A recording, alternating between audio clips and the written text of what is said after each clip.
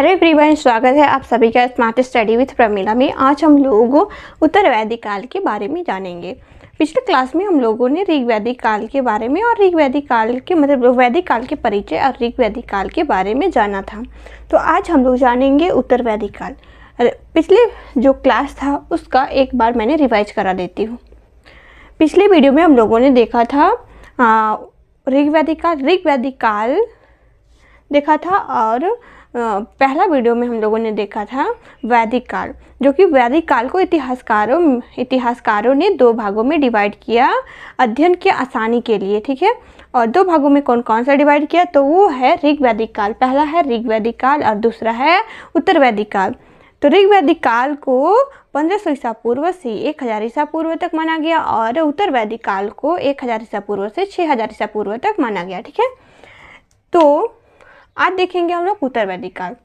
तो उत्तर वैदिक काल का जो इस समय का मुख्य स्रोत थे उसके बारे में जानेंगे। तो इस समय का मुख्य स्रोत क्या क्या था? इस समय यजुर्वेद, सामवेद, अथर्ववेद, ब्राह्मण ग्रंथ, आरण्य ग्रंथ और उपनिषद इस समय के प्रमुख ग्रंथ थे, यानी कि प्रमुख स्रोत थे। कौन कौन थे?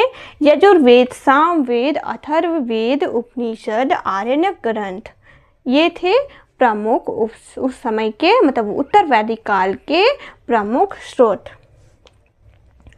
और एक बात हम लोगों ने पहले जान लेते हैं, इससे जानने से पहले, तो उत्तर वैदिक काल ऋग वैदिक काल से लेकर उत्तर वैदिक काल तक आते आते वैदिक काल में क्या परिवर्तन आया? तो ऋग वैदिक काल से उत्तर वैदिक काल तक आते आते अर्थव्यवस्था, कृषि, व्यापार में परिवर्तन आया, समाज में परिवर्तन आया। और उत्तर वैदिक काल तक आते आते सबसे बड़ी बात यह है कि उत्तर वैदिक काल में लोग लोहे का उपयोग करना शुरू किया। और जब लोहे का उपयोग करना शुरू किया तो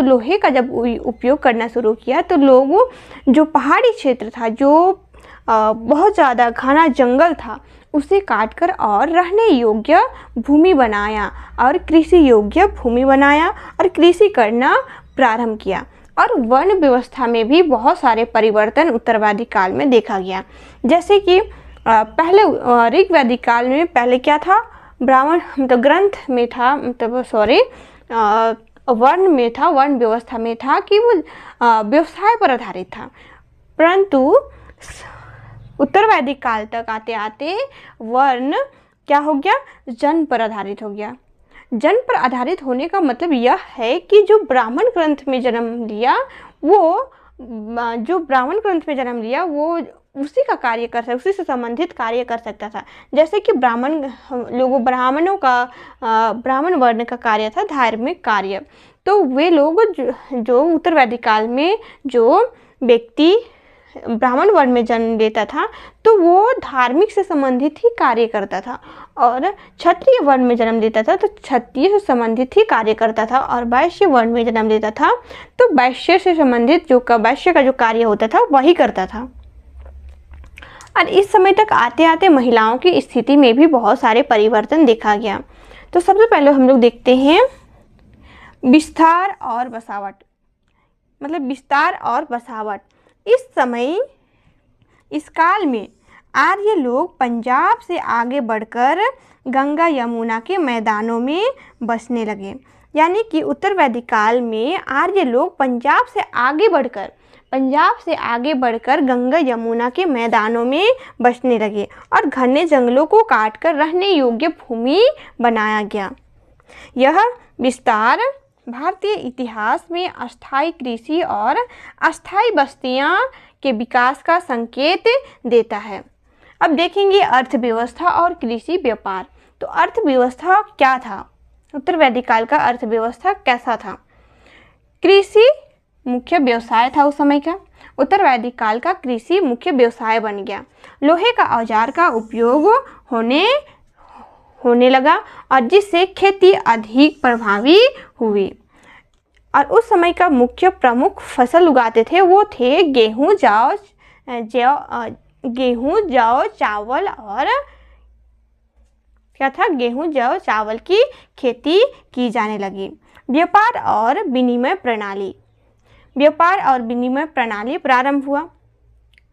मतलब ये व्यापार और विनिमय प्रणाली विकसित हुई और धीरे धीरे मुद्रा का प्रयोग शुरू होने लगा। उत्तर वैदिक काल तक आते आते मुद्रा का प्रयोग भी शुरू होने लगा। सामाजिक व्यवस्था, सामाजिक व्यवस्था देखेंगे तो सामाजिक व्यवस्था में वर्ण व्यवस्था सख्त होने लगा और जन आधारित हो गई। समाज 4 वर्णों में बट गया। क्या किया? अब समाज 4 वर्णों में बट गया। तो वो कौन कौन सा वर्ण था? ब्राह्मण वर्ण था, क्षत्रिय वर्ण था, वैश्य वर्ण था और शूद्र वर्ण था। कौन कौन सा वर्ण था? ब्राह्मण, क्षत्रिय, वैश्य और शूद्र। तो ब्राह्मण ग्रंथ सबसे ऊपर माना जाता था, सबसे ऊपर ऊंचा माना जाता था ब्राह्मण वर्ण को। ब्राह्मण वर्ण का कार्य होता था धार्मिक कार्य, यानी कि जो ब्राह्मण वर्ण में पैदा होता था वो धार्मिक कार्य ही करता था।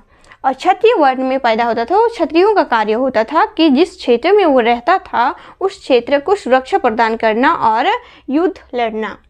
और वैश्य वर्ण का कार्य था, वैश्य वर्ण का प्रमुख कार्य था व्यवसाय और कृषि करना, यानी कि वैश्य वर्ण में जो भी पैदा होता था वो कृषि से संबंधित, व्यवसाय से संबंधित ही कार्य करता था। और शूद्र वर्ण का कार्य था ऊपर तीनों वर्णों का हेल्प करना था। क्या था? वैश्य वर्ण का ऊपर तीनों वर्ण का हेल्प करना था। महिलाओं की स्थिति और एक चीज़ है कि शूद्र की जो उत्तर वैदिक काल तक आते आते शूद्र को अत्यधिक पीड़ाओं का सामना करना पड़ा, यानी कि शूद्र वर्ण को बहुत ही नीच जाति माने जाने लगा और इस पर भेदभाव किया जाने लगा।